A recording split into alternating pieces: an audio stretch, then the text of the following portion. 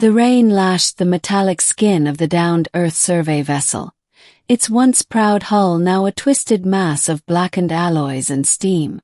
Private Elijah Rourke, one of the few surviving crew, knelt beneath a jagged bulkhead, shielding his comlink from the weather. Static hissed in his ear. No signal. Again. "Come on," he muttered, but the emergency beacon remained dead. They had crashed 3 days ago on an uncharted moon orbiting the gas giant Graxos 4.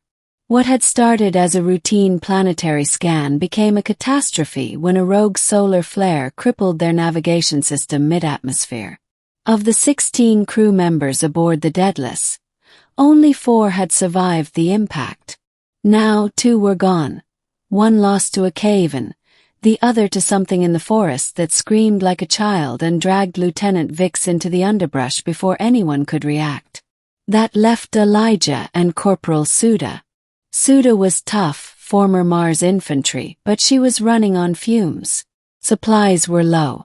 Their water filter was cracked. If they didn't get help soon, they'd die. But that wasn't what haunted Elijah most. It was the voice. Not human. Not machine. Cry. Soft, mournful, and close. The first time he heard it, he thought it was hallucination. The second time Suda heard it too. Something or someone was out there. And last night, in the gloom of the jungle, it cried again. But this time, it called his name. Middle. "I'm going out there," Elijah said, slinging his battered rifle over his shoulder. Suda narrowed her eyes. "You're not serious." "I heard it again. It knows I'm here." "That's exactly why you shouldn't go," she snapped. "This place is playing with your head." "Maybe. But what if it's not a threat? What if it's a survivor, or a native who can help us? You're risking everything over a ghost in the dark." "No," he said. "I'm risking it for a voice that sounds like it's in pain." She didn't try to stop him after that. Maybe she knew nothing could. Maybe part of her understood. Elijah moved through the alien jungle with the care of a man navigating a minefield. The foliage was dark, almost black, with shimmering spores that floated like tiny stars. Trees curved in impossible geometries, and the air vibrated with low, almost musical humming. Life teemed in every direction, but no predators stirred, just quiet. Too quiet. Then the cry came again. Not a scream. Not a wail. "Oh, Elijah." He froze. The voice was high, ethereal. Feminine almost, but layered like it came from more than one throat. It tugged at his memory, at something ancient inside him. He followed it. The terrain dipped into a ravine filled with bioluminescent mist. Pools of violet light reflected the canopy above. In the center stood a figure. She was wounded. Alien. Humanoid but taller, over 7 feet. Slender, wrapped in shimmering cloth that clung to her like liquid. Her skin was dark silver, marred by slashes and burns. Her eyes were wide, luminous, shimmering like the moonlight through broken glass. When she saw him, she gasped and tried to rise but crumpled again. He ran to her without thinking, setting down his rifle and kneeling beside her. "Hey, it's okay. I'm not going to hurt you." She flinched as he approached but did not resist when he lifted her arm and examined the injury. A deep gash oozed glowing blue blood. "I'm Elijah," he said softly. "Can you understand me?" For a moment nothing.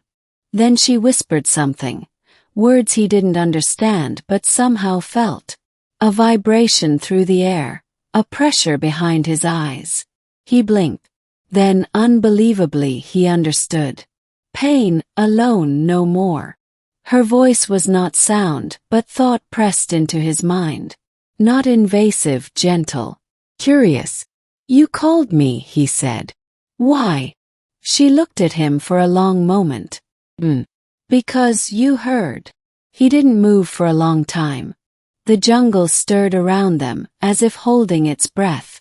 "I'll help you," he said at last. "But we need to go. There are others here, my people. Not all of them will understand." She nodded slowly. "Name is Olare." They returned to camp under cover of twilight. Suda was less surprised than Elijah expected. Maybe she'd sensed this was coming. "We can't keep her here," she whispered harshly once Olare was asleep. "Command will have our heads if we bring an undocumented life form aboard." "We're not on a command chain anymore," Elijah said. "And she saved me." "Saved you?" "She shielded me from something in the forest. A predator I couldn't see. Her presence repelled it." Suda's eyes narrowed. "So what is she?" "Psychic. Some kind of energy-based life form." "I don't know," he admitted.